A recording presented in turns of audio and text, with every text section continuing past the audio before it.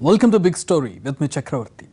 అవినీతి పరులైన నాయకులు, అసహాయులైన ప్రజలు, అస్తవ్యస్తంగా ఉన్న ఆర్థిక వ్యవస్థ, అసహనంతో రగిలిపోతున్న తీవ్రవాదులు, అధికార దాహంతో తపిస్తున్న సైన్యం, స్థూలంగా ఇదే పాకిస్తాన్. తీవ్రవాదులకు స్వర్గధామంగా, తీవ్రవాదంపై పోరాటంలో భాగస్వామిగా, ఒకదానికి ఒకటి పొంతనలేని రెండు పాత్రలను సమర్థవంతంగా పోషిస్తోంది. వర్తమానం అయోమయం, భవిష్యత్ అగమ్యగోచరంగా మారిన పాకిస్తాన్లో సార్వత్రిక ఎన్నికలు జరుగుతున్నాయి. ఫలితాలు ఎలా ఉంటాయో ముందే తెలిసినా ఏదైనా మార్పు రాకపోతుందా అని చిన్న ఆశ. అగాధాలకు ఆశలకు మధ్య క్రాస్ రోడ్స్లో నిలబడిన పాకిస్తాన్ని సార్వత్రిక ఎన్నికలు ఎటు తీసుకెళ్లనున్నాయి? 20 కోట్ల జనాభా ఉన్న పాకిస్తాన్లో ఎన్నికల్లో ఏం జరుగుతుందనే దానిపై భారత్ ఆసక్తికరంగా ఎదురుచూస్తోంది. స్వాతంత్ర్యం వచ్చినప్పటి నుంచి పాకిస్తాన్ పౌర సైనిక పాలనల మధ్య ఊగిసలాడుతూ కొనసాగుతోంది. ఇప్పుడు జరుగుతున్న ఎన్నికలు ఒక రకంగా చారిత్రకమైనవి. ఒక పౌర ప్రభుత్వం పూర్తికాలం అధికారంలో కొనసాగి మరొక పౌర ప్రభుత్వానికి అధికారాన్ని అప్పగించనుంది. పాక్ చరిత్రలో ఇంతకు ముందు ఇలా ఒక్కసారే జరిగింది. ఎన్నికలు 10 రోజులు ఉన్నాయనగా మాజీ ప్రధానమంత్రి నవాజ్ షరీఫ్, ఆయన కుమార్తె మరియం అరెస్ట్ దేశంలో ఉద్రిక్తతకు దారితీసింది. ఈ అరెస్టుకు నిరసనగా పీఎంఎల్ఎన్ కార్యకర్తలు భారీ సంఖ్యలో ఆందోళనలు చేపట్టారు. సైన్యం, కోర్టుల సాయంతో తమ పార్టీ వాళ్లే లక్ష్యంగా దాడులు చేస్తోందని పార్టీ నేతలు ఆరోపిస్తున్నారు. ఎన్నికల నిబంధనలు ఉల్లంఘించారంటూ 17,000 మందికి పైగా పీఎంఎల్ఎన్ కార్యకర్తలు, నాయకులపై క్రిమినల్ కేసులు నమోదయ్యాయి. పాక్లో మీడియా మీద ఆంక్షలు భారీగా ఉన్నాయి. టెర్రరిస్టు గ్రూపులు ఎన్నికల్లో పోటీపడ్డం కలవరం కలిగించే అంశం. 3 సార్లు ప్రధానమంత్రిగా పనిచేసిన 68 ఏళ్ల నవాజ్ షరీఫ్ అక్రమాస్తుల కేసులో జైలులో ఉన్నారు. ఆర్మీని వ్యతిరేకించినందుకు, భారత్తో సంబంధాలు మెరుగుపరుచుకోవాలని ప్రయత్నించినందుకు సైన్యం తనకు వ్యతిరేకంగా కుట్ర పన్నిందనేది ఆయన ఆరోపణ. కానీ ఇందులో తన పాత్ర ఏదీ లేదని సైన్యం చెబుతోంది. నవాజ్ జైల్లో ఉండడంతో ఆయన సోదరుడు షెబాజ్ షరీఫ్ పార్టీ ప్రచార బాధ్యతలు నెత్తికెత్తుకోవాల్సొచ్చింది. ఎన్నికల్లో గెలిస్తే ప్రధాని పదవి చేపట్టడానికి ఆయన ప్రయత్నించొచ్చు. పీఎంఎల్ఎన్ గెలిచి అధికారంలోకి వస్తే భారత్, పాకిస్తాన్ మధ్య చర్చల ప్రక్రియ తిరిగి ప్రారంభమయ్యే అవకాశాలున్నాయి. పాకిస్తాన్ రాజకీయాలకు ఆశాకిరణంగా కనిపిస్తున్నారు దివంగత బెనజీర్ భుట్టో కుమారుడు బిలావల్. ఆక్స్ఫర్డ్లో చదువుకున్నారు. వారసత్వ రాజకీయాల్లో తాజా నాయకుడు. ఆయన తల్లి, తాత ఇద్దరూ పాక్ ప్రధానమంత్రులుగా పనిచేశారు. వారిద్దరూ హత్యకు గురయ్యారు. బిలావల్ మొట్టమొదటిసారిగా ఈ ఎన్నికల్లో పార్లమెంటుకు పోటీ చేస్తున్నారు. శాంతియుతమైన, ప్రగతిదాయకమైన, సుసంపన్నమైన ప్రజాస్వామిక పాకిస్తాన్ అనే తన తల్లి ఆకాంక్షలను అమలు చేయాలని తను కోరుకుంటున్నట్లు చెప్తున్నారాయన. పీఎంఎల్ఎన్కు పంజాబ్ ప్రావిన్స్లో బలమైన పట్టుంది. అది నవాజ్ షరీఫ్ స్వస్థలం. దేశంలో ధనిక రాష్ట్రం. జనాభా కూడా ఎక్కువే. నేషనల్ అసెంబ్లీలో మొత్తం 272 సీట్లు ఉండగా అందులో సగానికి పైగా సీట్లు పంజాబ్ ప్రావిన్స్లోనే ఉన్నాయి. ఎన్నికల్లో ఇది కీలక రణక్షేత్రం. ఇమ్రాన్ ఖాన్ పార్టీ పీటీఐ గెలవాలంటే ఇక్కడ గణనీయమైన ప్రభావం చూపాల్సి ఉంటుంది. 2013 ఎన్నికల్లో ఇమ్రాన్ పార్టీ ఖైబర్ పఖ్తూన్ఖ్వాలో మెరుగైన ఫలితాలు సాధించింది. బిలావల్ పార్టీ పీపీపీకి గ్రామీణ తరగతిలో ప్రజాదరణ ఉంది. ఆ పార్టీకి సింధ్ ప్రావిన్స్లో మంచి పట్టుంది.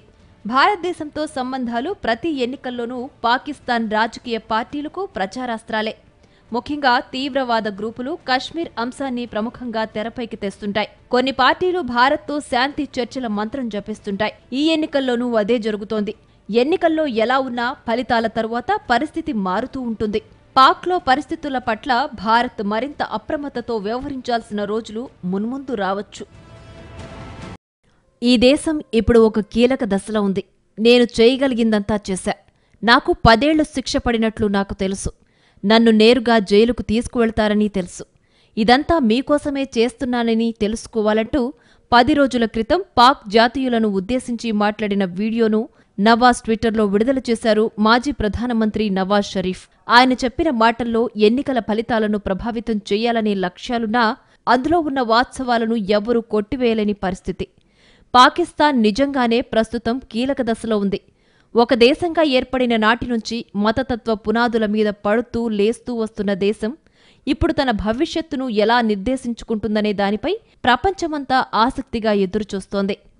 పాకిస్తాన్లో సార్వత్రిక ఎన్నికలు జరుగుతున్నాయి.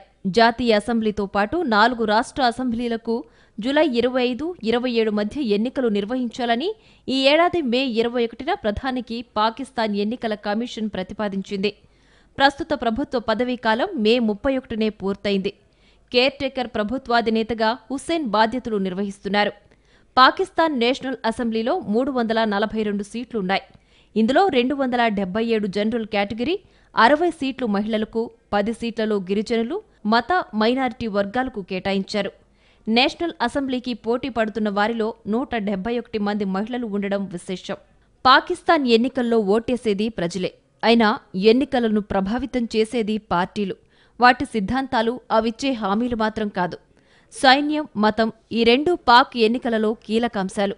ఈ రెండిటి మద్దతు ఉందంటే చాలు, ఇంట్లో కూర్చున్నా పాకిస్తాన్ ప్రధానమంత్రి అయిపోవచ్చు. ప్రస్తుతం జరుగుతున్న ఎన్నికల ఫలితాలు ఎలా ఉండబోతున్నాయో పాక్ వ్యవహారాలను పరిశీలిస్తున్న వాళ్లకు పెద్దగా కష్టం కాకపోవచ్చు. అధికారంలోకి రాగలిగే అవకాశాలు బలంగా ఉన్నాయని అంటున్న నవాజ్ షరీఫ్ మెడకు వరుసగా 2 తీర్పులతో ఉచ్చు బిగుసుకుంది. తనకు ప్రీతిపాత్రమైన మాజీ క్రికెటర్ ఇమ్రాన్ ఖాన్ను అందలం ఎక్కించేందుకు అక్కడి సైన్యం వేగంగా పావులు కదిపింది.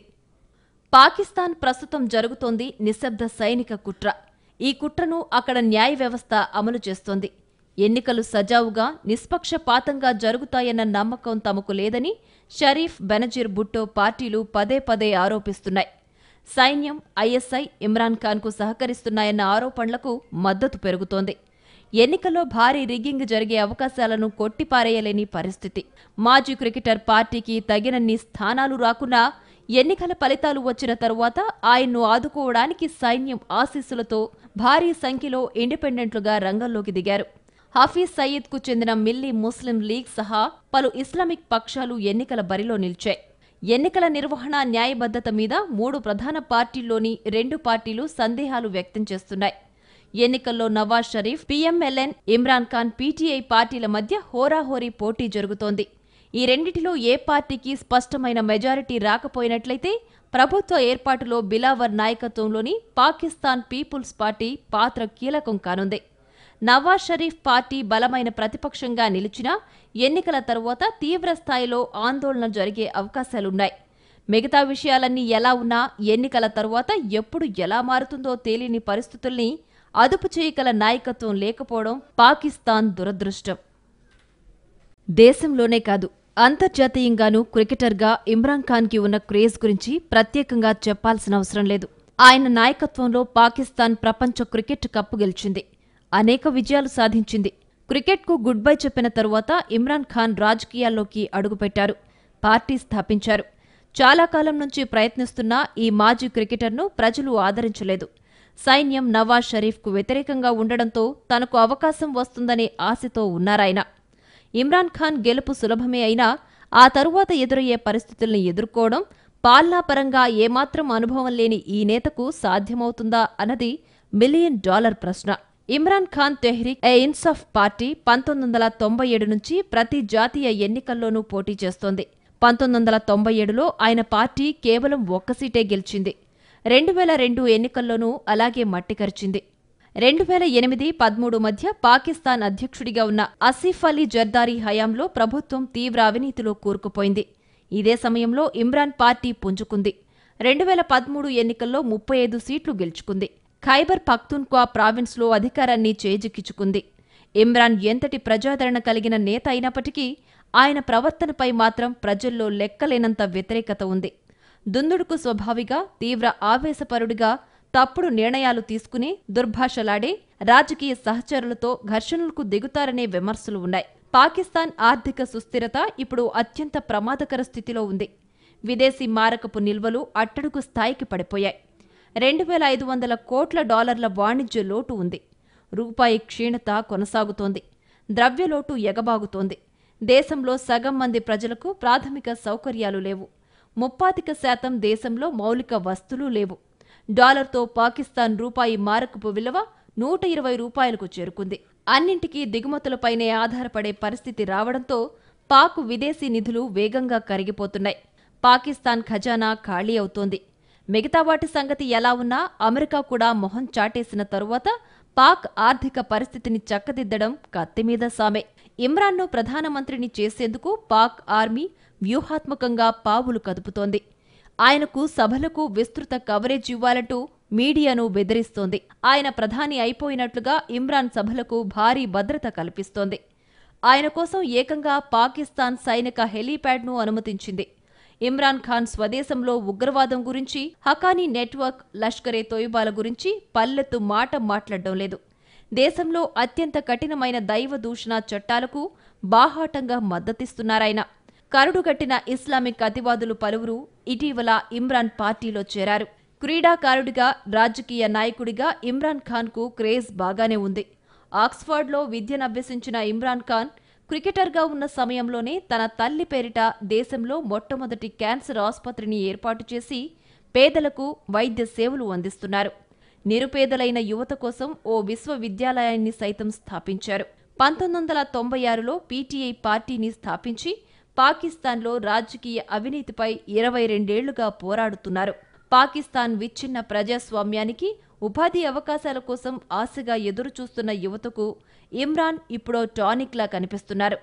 ఇమ్రాన్ ఖాన్ గెలుపు పెద్ద సమస్య కాకపోయినా ఆ తరువాత ఆయన అధికారాన్ని ఎలా హ్యాండిల్ చేస్తారనే దానిపైనే పాకిస్తాన్ భవిష్యత్తు ఆధారపడి ఉంది. దేశంలోనే కాదు, అంతర్జాతీయంగానూ క్రికెటర్గా ఇమ్రాన్ ఖాన్కి ఉన్న క్రేజ్ గురించి ప్రత్యేకంగా చెప్పాల్సిన అవసరం లేదు.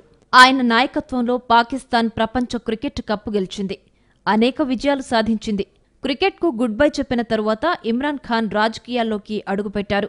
పార్టీ స్థాపించారు. చాలా కాలం నుంచి ప్రయత్నిస్తున్న ఈ మాజీ క్రికెటర్ను ప్రజలు ఆదరించలేదు. సైన్యం నవాజ్ షరీఫ్కు వ్యతిరేకంగా ఉండడంతో తనకు అవకాశం వస్తుందనే ఆశతో ఉన్నారాయన. ఇమ్రాన్ ఖాన్ గెలుపు సులభమే అయినా ఆ తరువాత ఎదురయ్యే పరిస్థితుల్ని ఎదుర్కోవడం, పాలనాపరంగా ఏమాత్రం అనుభవం లేని ఈ నేతకు సాధ్యమవుతుందా అన్నది $1 మిలియన్ ప్రశ్న. ఇమ్రాన్ ఖాన్ తెహ్రీక్-e-ఇన్సాఫ్ పార్టీ 1997 నుంచి ప్రతి జాతీయ ఎన్నికల్లోనూ పోటీ చేస్తోంది. 1997లో ఆయన పార్టీ కేవలం 1 సీటే గెలిచింది. 2002 ఎన్నికల్లోనూ అలాగే మట్టికరిచింది. 2008-13 మధ్య పాకిస్తాన్ అధ్యక్షుడిగా ఉన్న ఆసిఫ్ అలీ జర్దారీ హయాంలో ప్రభుత్వం తీవ్ర అవినీతిలో కూరుకుపోయింది. ఇదే సమయంలో ఇమ్రాన్ పార్టీ పుంజుకుంది. 2013 ఎన్నికల్లో 35 సీట్లు గెలుచుకుంది. ఖైబర్ పఖ్తూన్ఖ్వా ప్రావిన్స్లో అధికారాన్ని చేజిక్కించుకుంది. ఇమ్రాన్ ఎంతటి ప్రజాదరణ కలిగిన నేత అయినప్పటికీ ఆయన ప్రవర్తనపై మాత్రం ప్రజల్లో లెక్కలేనంత వ్యతిరేకత ఉంది. దుందుడుకు స్వభావిగా, తీవ్ర ఆవేశపరుడిగా, తప్పుడు నిర్ణయాలు తీసుకుని దుర్భాషలాడే, రాజకీయ సహచరులతో ఘర్షణలకు దిగుతారనే విమర్శలు ఉన్నాయి. పాకిస్తాన్ ఆర్థిక సుస్థిరత ఇప్పుడు అత్యంత ప్రమాదకర స్థితిలో ఉంది. విదేశీ మారకపు నిల్వలు అట్టడుగు స్థాయికి పడిపోయాయి. $2,500 కోట్ల వాణిజ్య లోటు ఉంది. రూపాయి క్షీణత కొనసాగుతోంది. ద్రవ్యలోటు ఎగబాగుతోంది. దేశంలో సగం మంది ప్రజలకు ప్రాథమిక సౌకర్యాలు లేవు. 35% దేశంలో మౌలిక వస్తువులు లేవు. డాలర్తో పాకిస్తాన్ రూపాయి మారకపు విలువ $120కు చేరుకుంది. అన్నింటికీ దిగుమతులపైనే ఆధారపడే పరిస్థితి రావడంతో పాక్ విదేశీ నిధులు వేగంగా కరిగిపోతున్నాయి. పాకిస్తాన్ ఖజానా ఖాళీ అవుతోంది. మిగతా వాటి సంగతి ఎలా ఉన్నా అమెరికా కూడా మొహం చాటేసిన తరువాత పాక్ ఆర్థిక పరిస్థితిని చక్కదిద్దడం కత్తిమీద సామే. ఇమ్రాన్ను ప్రధానమంత్రిని చేసేందుకు పాక్ ఆర్మీ వ్యూహాత్మకంగా పావులు కదుపుతోంది.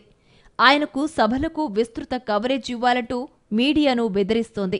ఆయన ప్రధాని అయిపోయినట్లుగా ఇమ్రాన్ సభలకు భారీ భద్రత కల్పిస్తోంది. ఆయన కోసం ఏకంగా పాకిస్తాన్ సైనిక హెలీప్యాడ్ను అనుమతించింది. ఇమ్రాన్ ఖాన్ స్వదేశంలో ఉగ్రవాదం గురించి, హకానీ నెట్వర్క్, లష్కరే తోయిబాల గురించి పల్లెత్తు మాట మాట్లాడడం లేదు. దేశంలో అత్యంత కఠినమైన దైవ దూషణ చట్టాలకు బాహాటంగా మద్దతిస్తున్నారాయన. కరుడుగట్టిన ఇస్లామిక్ అతివాదులు పలువురు ఇటీవల ఇమ్రాన్ పార్టీలో చేరారు. క్రీడాకారుడిగా, రాజకీయ నాయకుడిగా ఇమ్రాన్ ఖాన్కు క్రేజ్ బాగానే ఉంది. ఆక్స్ఫర్డ్లో విద్యనభ్యసించిన ఇమ్రాన్ ఖాన్ క్రికెటర్గా ఉన్న సమయంలోనే తన తల్లి పేరిట దేశంలో మొట్టమొదటి క్యాన్సర్ ఆసుపత్రిని ఏర్పాటు చేసి పేదలకు వైద్య సేవలు అందిస్తున్నారు. నిరుపేదలైన యువత కోసం ఓ విశ్వవిద్యాలయాన్ని సైతం స్థాపించారు. 1996లో పీటీఐ పార్టీని స్థాపించి పాకిస్తాన్లో రాజకీయ అవినీతిపై 22 ఏళ్లుగా పోరాడుతున్నారు. పాకిస్తాన్ విచ్ఛిన్న ప్రజాస్వామ్యానికి, ఉపాధి అవకాశాల కోసం ఆశగా ఎదురుచూస్తున్న యువతకు ఇమ్రాన్ ఇప్పుడో టానిక్లా కనిపిస్తున్నారు. ఇమ్రాన్ ఖాన్ గెలుపు పెద్ద సమస్య కాకపోయినా ఆ తరువాత ఆయన అధికారాన్ని ఎలా హ్యాండిల్ చేస్తారనే దానిపైనే పాకిస్తాన్ భవిష్యత్తు ఆధారపడి ఉంది.